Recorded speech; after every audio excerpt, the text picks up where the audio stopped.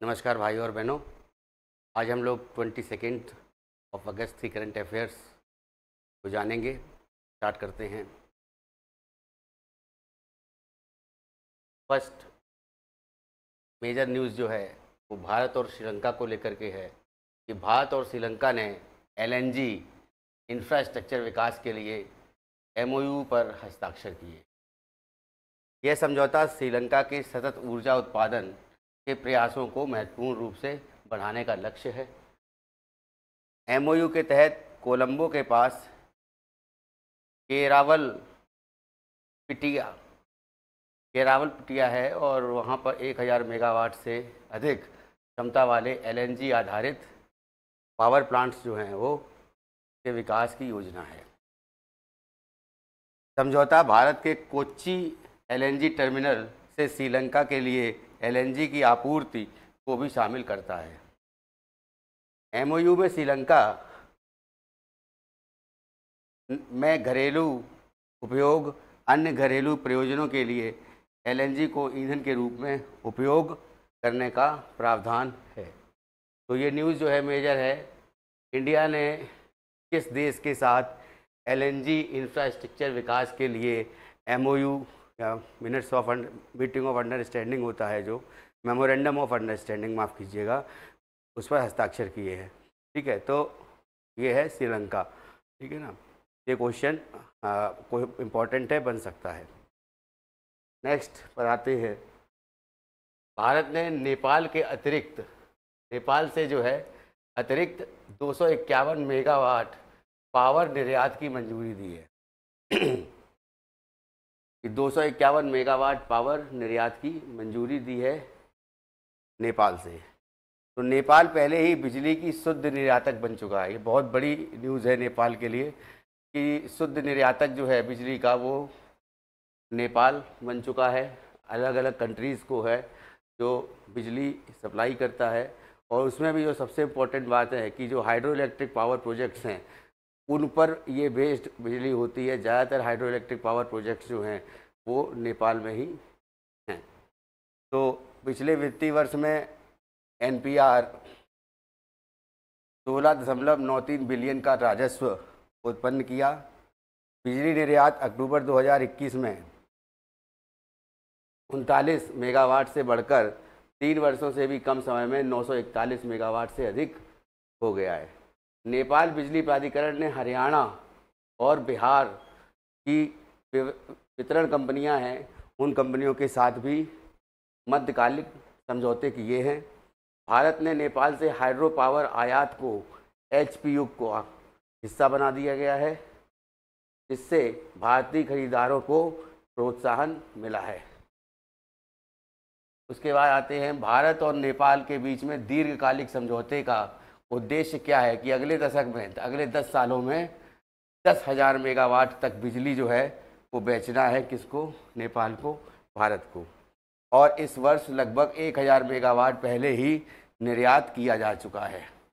ये विकास नेपाल को दक्षिण एशिया में प्रमुख हाइड्रो पावर निर्यातक बनने की दिशा में ले जा रहा है। बांग्लादेश को 40 मेगावाट बिजली बिक्री के लिए समझौता 28 जुलाई 2024 को योजना बनाई गई थी, लेकिन बांग्लादेश में राजनीतिक घटनाक्रम के कारण स्थगित कर दी गई।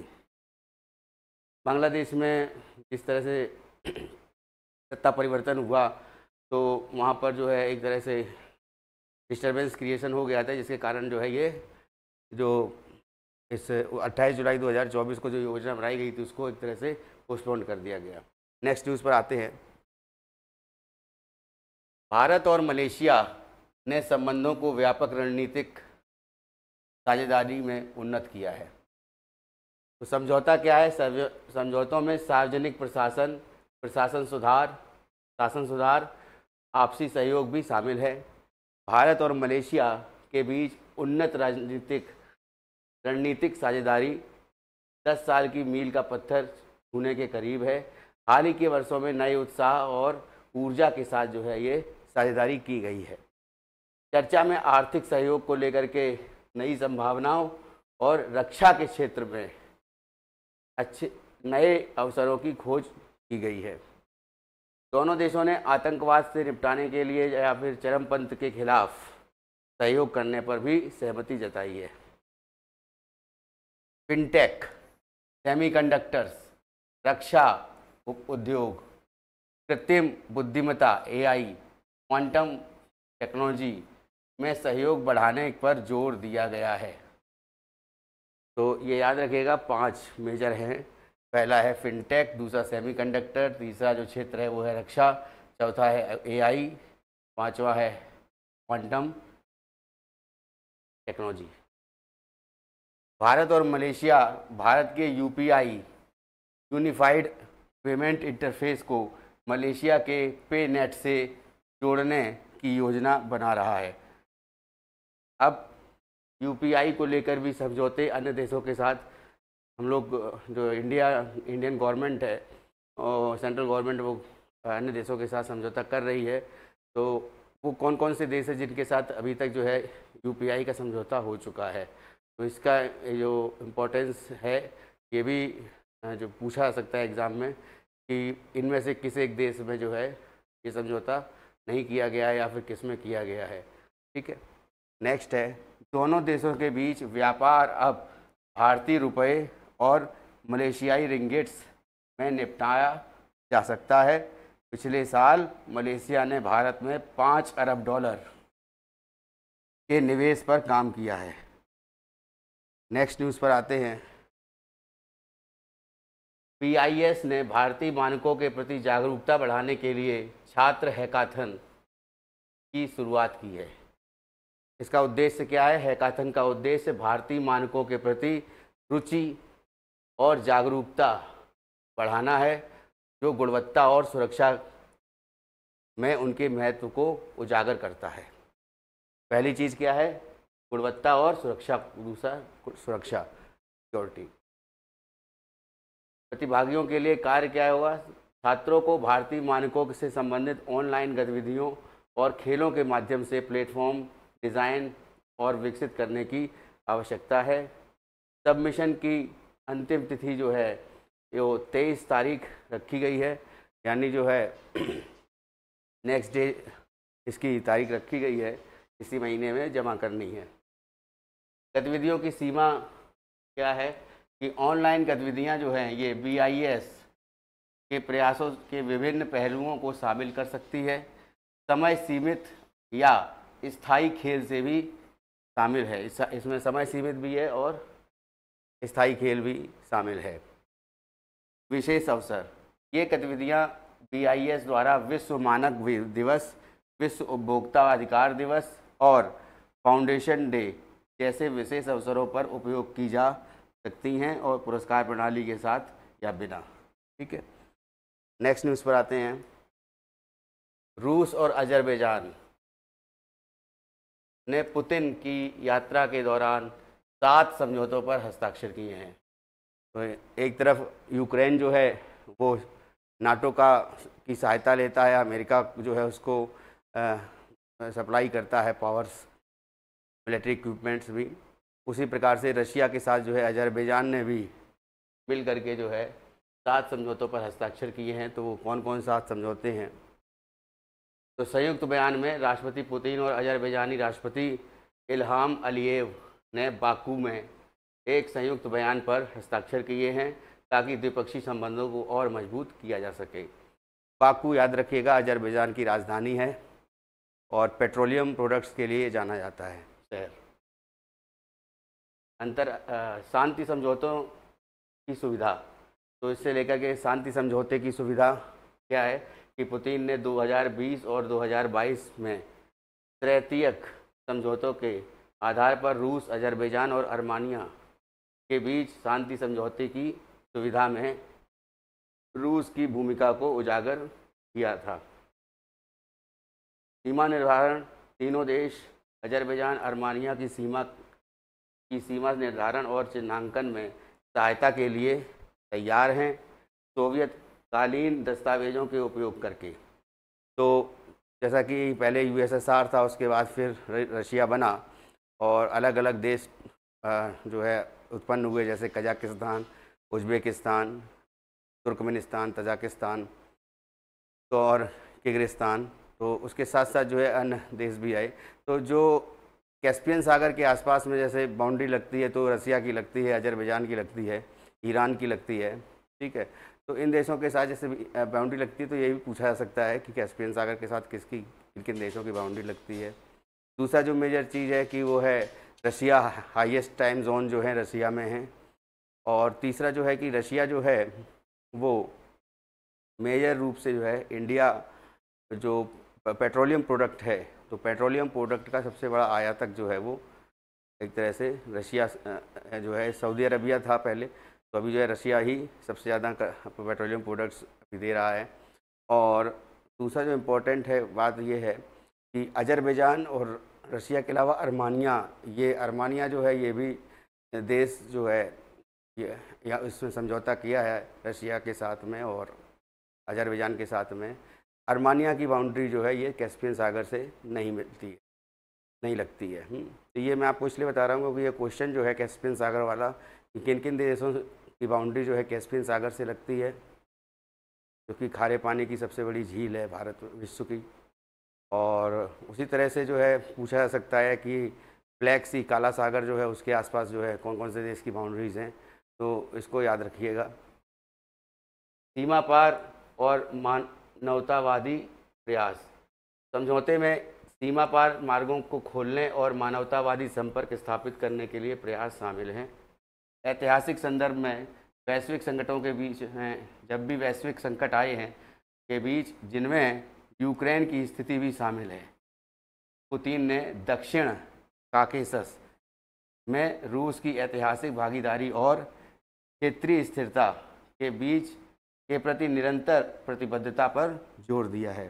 काकेशस जो है ये एक पर्वत श्रेणी है जो देखिए यूराल पर्वत, काकेशस और कैस्पियन सागर, ये जो हैं एशिया और यूरोप को अलग अलग करते हैं।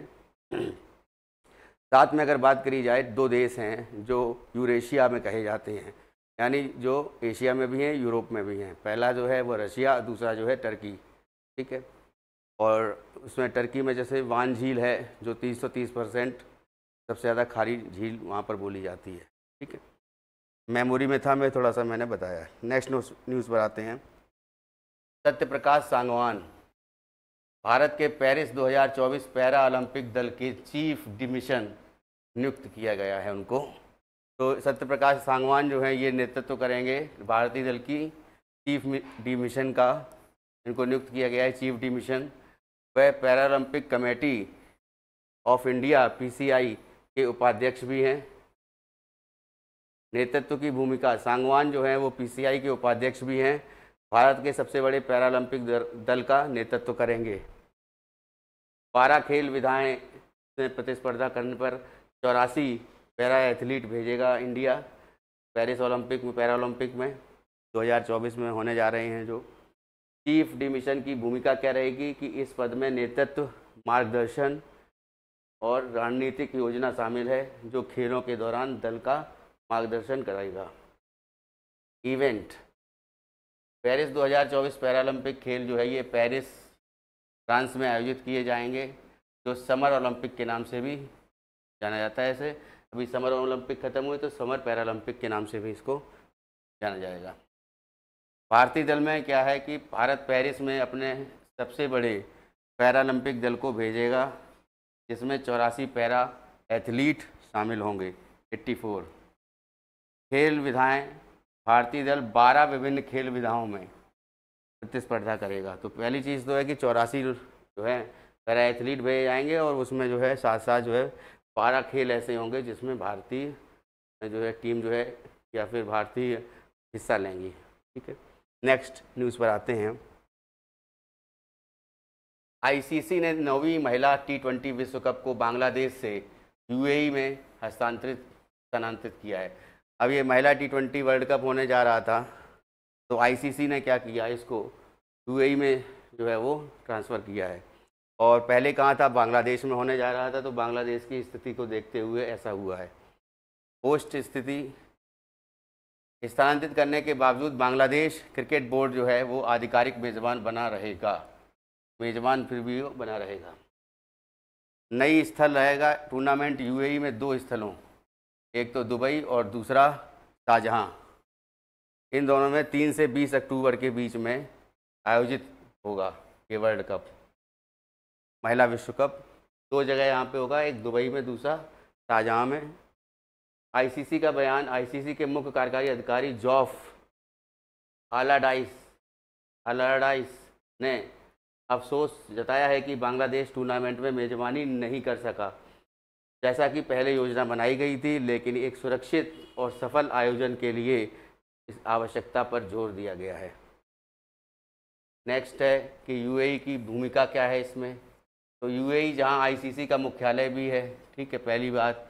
और अभी एक न्यूज़ आई है अभी हाल ही में कि जो बीसीसीआई के अध्यक्ष बने थे, तो उससे जो है आईसीसी के अध्यक्ष बन गए हैं जो अमित शाह के बेटे हैं, जय शाह। तो जय शाह इस समय चेयरमैन बनेंगे आईसीसी के। तो उनका बीसीसीआई का कार्यकाल भी लगभग पूरा होने को है ना। उसके बाद अगर वो उसके बाद बनते हैं तो उधर उनका टेन्योर बीसीसीआई का भी कंटिन्यू होगा, नहीं बनते तो उनका टेन्योर भी जो है वो 4 साल का हो चुका है, वो रिड्यूस हो जाएगा। खैर, तो आईसीसी का मुख्यालय स्थित है, ने हाल ही के वर्षों में अंतर्राष्ट्रीय क्रिकेट का महत्वपूर्ण केंद्र बना है। 2021 में आईसीसी पुरुष T20 विश्व कप जैसे प्रमुख आयोजनों की मेज़बानी की है। स्थानांतरण का कारण क्या है? टूर्नामेंट के स्थानांतरित करने का निर्णय बांग्लादेश में उत्पन्न चुनौतियों और आईसीसी के अंतर्राष्ट्रीय क्रिकेट आयोजनों के लिए उच्च मानकों को बनाए रखने पर प्रतिबद्धता को दर्शाता है। नेक्स्ट न्यूज़ पर आते हैं। जय शाह को आईसीसी का चेयरमैन के रूप में नियुक्त किया जाएगा। ग्रेग बार्कले जो हैं ये इनकी जगह लेंगे। अभी मैंने ये आपको बताया कि जय शाह जो हैं ये आईसीसी के चेयरमैन पद के लिए बैठने वाले तीसरे भारतीय होंगे। पहले 2 लोग बैठ चुके हैं आईसीसी के चेयरमैन में, जगमोहन डालमिया, शरद पवार, एन श्रीनिवासन और शशांक मनोहर इस पद पर रह चुके हैं। तो यहाँ पर जो है चेयरमैन पर बैठने वाले तीसरे भारतीय कैसे हो सकते हैं? ये पहले 2, 3, 4, 5वें भारतीय होंगे, ठीक है ना। तो यहाँ पे ये तीसरे भारतीय गलत लिखा है, यहाँ पे 5वें भारतीय, ठीक। मुख्य क्रिकेट बोर्डों के समर्थन।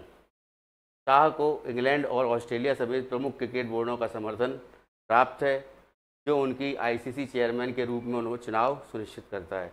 तो चुनाव हुआ था उसमें ऑस्ट्रेलिया ने और इंग्लैंड ने इनके पक्ष में वोट दिए थे। आईसीसी चेयरमैन के चुनाव के लिए 16 में से 9 वोटों की साधारण बहुमत की आवश्यकता होती है। यह प्रक्रिया पहले की 2/3 बहुमत की आवश्यकता से सरल की गई है। पहले 2/3 बहुमत की आवश्यकता होती थी, अब 50% + 1 साधारण बहुमत। तो 16 में से 9 वोटों की असाधारण बहुमत इनको मिला और उसके बाद ये चेयरमैन बन गए।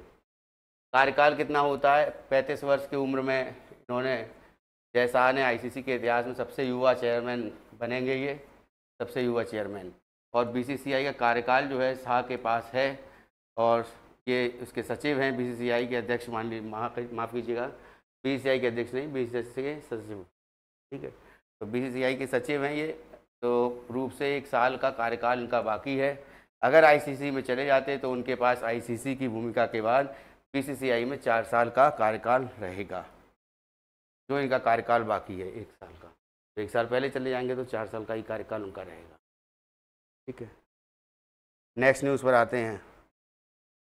कोल पाल्मर ने PFA professional footballers association award और young player of the award जीता है। तो फिल फोडेन और कोल पाल्मर ने पीएफए 2024 में जलवे बिखेरे। मैनचेस्टर सिटी से चेल्सी में स्थानांतरित किए गए थे। कोल पाल्मर ने इस सीजन की पहली असाधारण योगदान के लिए PFA young player of the year award प्राप्त किया है। फोडेन का योगदान जो है, फिल फोडेन है, इन्होंने मैनचेस्टर सिटी की प्रीमियर लीग खिताब जीतने के महत्वपूर्ण भूमिका निभाई है। 19 गोल किए और 8 असिस्ट दिए, जिनमें 2 हैट्रिक्स भी शामिल हैं। उन्होंने